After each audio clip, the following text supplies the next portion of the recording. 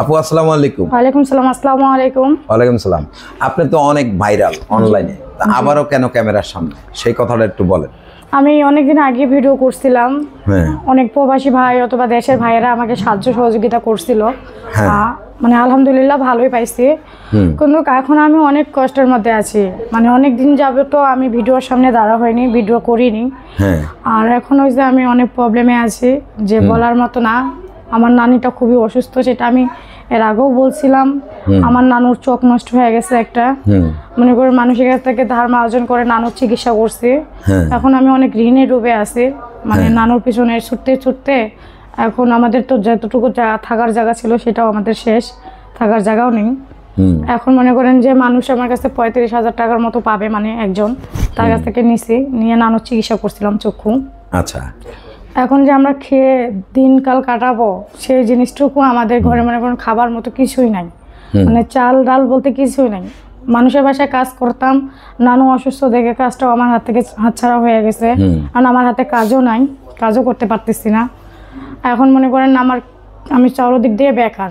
আর এদিকে আচ্ছা, আপনি ইউটিউবে প্রথম যখন আসছিলেন, জি, আপনার স্বামীর সাথে কি হয়েছিল সেই কথাটা একটু আমরা শুনতে চাই, সেই কথাগুলো একটু বলতে পারবেন? হ্যাঁ পারবো, একটু বলেন। আমার বিয়ে হয়েছিল, মানে আমাদের গ্রামে একটা ছেলে আসছিল, মানে আমাদের এলাকার না, মানে ঢাকা থেকে আসছিল, মানিকগঞ্জ থেকে। তো ছেলেটা কাজ করতে এসে আমারে পছন্দ করছিল।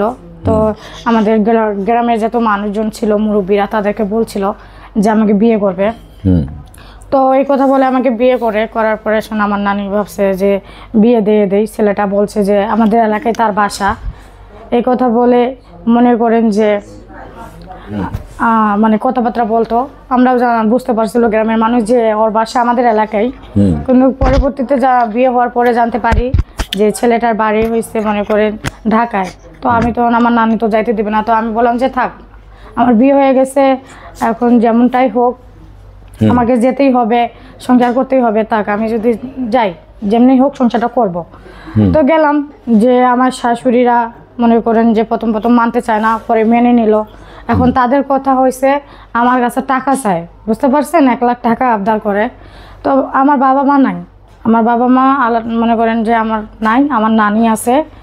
এখন আমার বাবা মা নাই, আমার ভাই থেকেও নাই, মনে করেন আমার নানিকে নিয়ে আমি দিনকাল কাটাই। তো আমি তো আমার নানিকে রুজি করে খাওয়াইতাম, তো আমি কিভাবে তাদেরকে 1 লাখ টাকা দিব? তো দিতে পারি না দেখে আমাকে অনেক মারধর করতো, আর ছেলেটাও নেশা করতো, জুয়া খেলতো, আর মানে কোনো প্রতিবাদ করতো না। তার বোনেরা, তার মারা যে আমাকে এত জ্বালাইতো, এত অত্যাচার করতো, মানে সে যে আমার স্বামী, তার ভরসা করে আমি যে গেছি, মানে আমাদের এলাকা থুয়ে ঢাকা শহরে, এখানে তো আমার আপন বলতে কেউ ছিল না।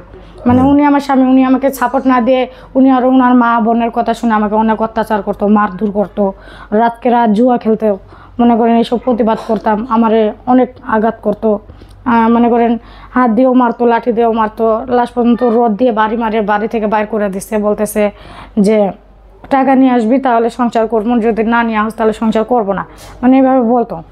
এভাবে বলার পর আমাকে বাইর করে দিছে। এখন আমি তো ঢাকা শহর চিনি না, একটা মেয়েকে রাত করে বাইর করে দিছে, আমি কি করব?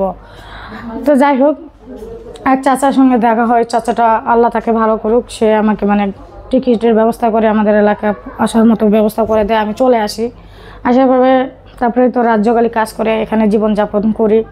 কিন্তু রাজ্যকালী কাজ করা যা পাই তা দিয়ে আমার সংসার চলে না। এটি বাদ দেওয়া পরে মনে করেন মানুষের বাসায় কাজ করতেছিলাম। তো নানুর এখন মানে সমস্যা চোখের, এই জন্য এখন আমার হাতে টাকা পয়সা না, যা পাই কাজ করা তা দেওয়া হইতে ছিল না মানুষের কাছে, এই জন্য ধার করতে হয়েছিল। ধার করে নানুর চিকিৎসাটা করছি। এখন হাসপাতালে দৌড়াদৌড়ি করতে গিয়ে আমি একটা মানুষ, আমি তো মনে করেন কাজও করতে পারতেছিলাম না, এদিকে নানুর কাছেও থাকতে পারতেছিলাম, যে কোনো একদিকে আমাকে যেতে হতো। এই জন্য মনে করেন যে আমি নানুর পিছনেই ছুটাছুটি করতেছিলাম, মানে হাসপাতালে নানুর চিকিৎসা করতেছিলাম। এখন মনে করেন আমার হাত খালি, আর আমার হাতে কাজও নাই। এখন আমি নিরুপায়, মানে আমাদের ঘরে খাওয়ার মতো কিছুই নাই, এই জন্য আমি এসেছি।